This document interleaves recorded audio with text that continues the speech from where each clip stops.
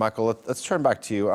I know that we're sort of revisiting some of the questions that we've been asking. So let's take a step back. Let's change gears a little bit and talk about the Fetullah Gulen organization, the mastermind behind the events which happened 3 years ago on July 15th, 2016. A lot of Turks are very familiar with Fetullah Gulen, but our international viewers may not be aware, and we say that, you know, this is the organization, this is the mastermind behind it. But tell us a little bit more about this organization that Turkey is branded as a terror organization. Yeah, no, I think that's a very good point. You know, again, I think a lot of international viewers are really, you know, not kind of aware of this type of, you know, organization. You know, the classic enemies that Turkey has faced in the past, of course, we have the PKK and the YPG now in Syria. These sort of fit the mold of something that's much more easily identifiable. You know, they have command structures, they carry weapons, they carry out bombings, etc., etc.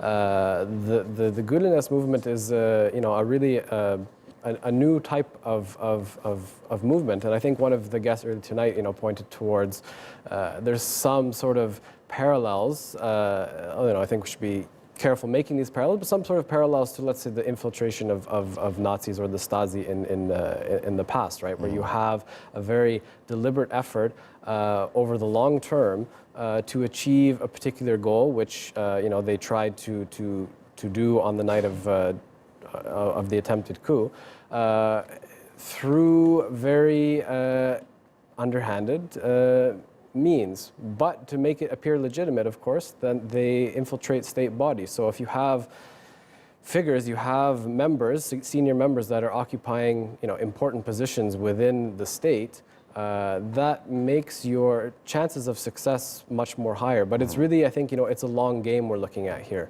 By doing this, unlike other organizations that Turkey has faced, you know, they're not trying to draw immediate attention to something with, you know, with an attack on a police station or the attack on, you know, buses, whatever it may be, to kind of garner that instant, you know, media attention. What you have here is a group that, you know, was very dedicated to achieving a particular goal over time. And they were playing the long game. And I think it's also important to point out that, you know, and Yusuf was alluding to this earlier, is that, you know, you had sort of a trusted circle within the organization who, you know, was part of these plots over time. But they also had millions of regular followers who, for them, this organization was a religious organization that they were part of. Obviously, the money that they lent into it went on to support these types of plots.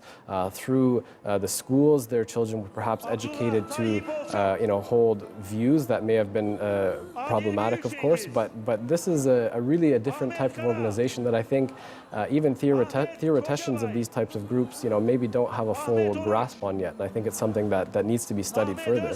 What's happened to those people that actually were naively following Fetullah Gulen? Well, I mean, I'm not sure exactly, but I would imagine that it was a pretty rude awakening for a lot of them. Some probably had gone through periods of denial, of not believing that this organization could have been behind this action.